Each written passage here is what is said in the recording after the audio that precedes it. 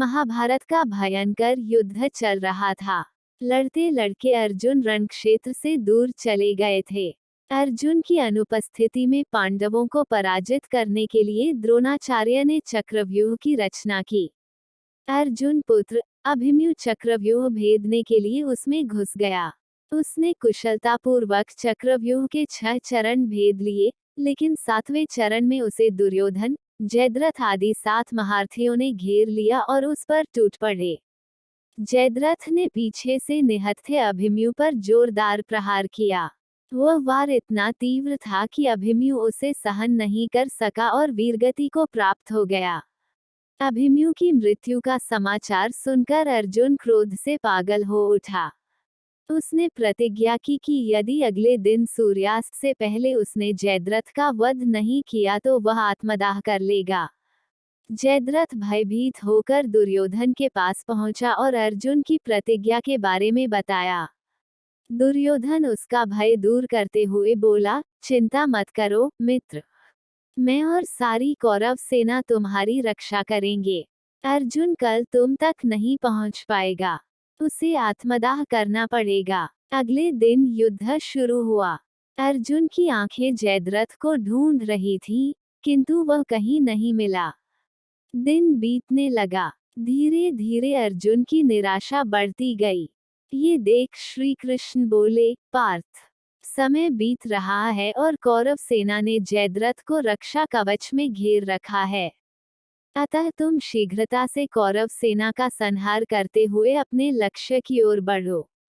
ये सुनकर अर्जुन का उत्साह बढ़ा और वह जोश से लड़ने लगे। लेकिन जयद्रथ तक पहुंचना मुश्किल था। संध्या होने वाली थी। तब श्री कृष्ण ने अपनी माया फैला दी। इसके फलस्वरूप सूर्य बादलों में छिप गया और संध्या का भ्रम उत्पन्न हो गया। संध्या हो गई है और अब अर्जुन को प्रतिज्ञावश आत्मदाह करना होगा, ये सोचकर जयद्रथ और दुर्योधन खुशी से उछल पड़े। अर्जुन को आत्मदाह करते देखने के लिए जयद्रथ कौरव सेना के आगे आकर अट्टहास करने लगा। जयद्रथ को देखकर श्री कृष्ण बोले, पार्थ, तुम्हारा शत्रु तुम्हारे सामने खड़ा है। उठाओ अपना गांडीव और वध कर दो इसका।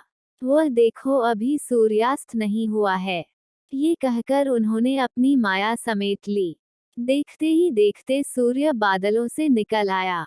सबकी दृष्टि आसमान की ओर उठ गई। सूर्य अभी भी चमक रहा था। ये देख जयद्रथ और दुर्योधन के पैरों तले जमीन खिसक गई। जयद्रथ भागने को हुआ, लेकिन तब तक अर्जुन ने अपना गांडीव उठा लिया था। तभी श्री कृष्ण चेतावनी देते हुए बोले, हे अर्जुन, जयद्रथ के पिता ने इसे वरदान दिया था कि जो इसका मस्तक जमीन पर गिराएगा, उसका मस्तक भी 100 टुकड़ों में विभक्त हो जाएगा। इसलिए यदि इसका सिर जमीन पर गिरा तो तुम्हारे सिर के भी 100 टुकड़े हो जाएंगे। हे पार्थ, उत्तर दिशा में यहाँ से 100 योजन की दूरी पर जयद्रथ का पिता तप कर रहा है। तुम इसका मस्तक ऐसे काटो कि वह इसके पिता की गोद में जाकर गिरे। अर्जुन ने श्री कृष्ण की चेतावनी ध्यान से सुनी और अपनी लक्ष्य की ओर ध्यान कर बाण छोड़ दिया।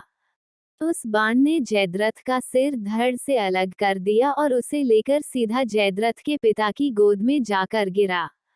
जयद्रथ का पिता चौंक कर उठा तो उसकी गोद में से सिर जमीन पर गिर गया। सिर के जमीन पर गिरते ही उनके सिर के भी 100 टुकड़े हो गए। इस प्रकार अर्जुन की प्रतिज्ञा पूरी हुई।